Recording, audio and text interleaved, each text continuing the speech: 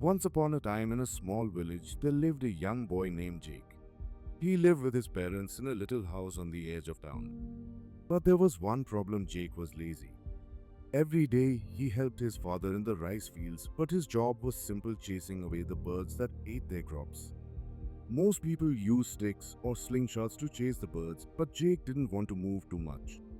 So he built wooden poles in different parts of the field and connected them with ropes.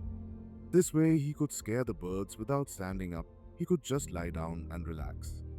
His father often worried, if I fall sick, how will Jake take care of everything? But since Jake always got his work done, he never said much.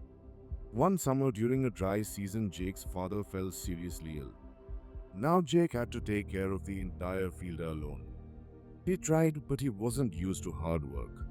The crops needed water, and he couldn't save them by himself. One night, Jake sat under the stars feeling helpless. Why didn't I ever try harder? Now my family's only hope is gone. The next morning, Jake heard people talking in the village. Curious, he went to see what was happening. A royal soldier stood in the town square announcing a grand competition at the king's palace. The winner would receive a chest full of gold. Jake's eyes lit up. This could save my family. Without thinking twice, Jake declared, I will join the competition. The villagers laughed. How can someone as lazy as Jake win against strong people from all over the kingdom? They said. But Jake didn't care. He had 3 days to reach the palace, so he left early. His parents didn't expect him to win, but they hoped this challenge would change him.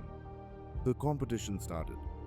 All the participants gathered near a huge lake. Many of them were strong and fit, which made Jake nervous. How can I beat these people? He thought.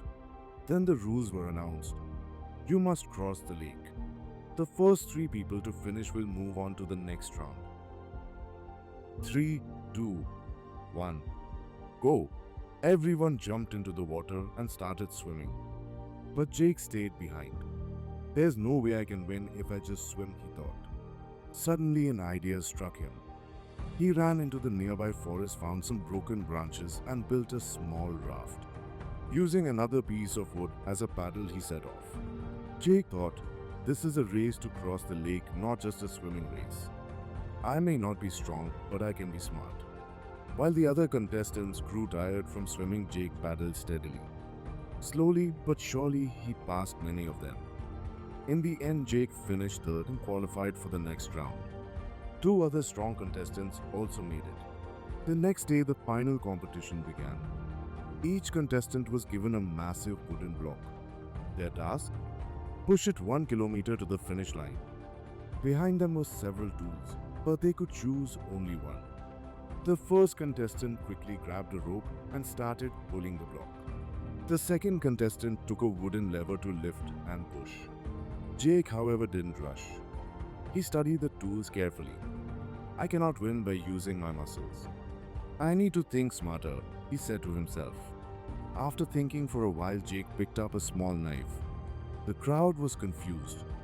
How can a knife help him move such a big block? But instead of pushing the block, Jake started carving it. He carefully shaped the block into a perfect wooden ball. 1 hour later, Jake stood up.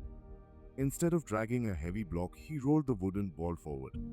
The other contestants struggled with their weight, but Jake easily pushed his ball, gaining speed.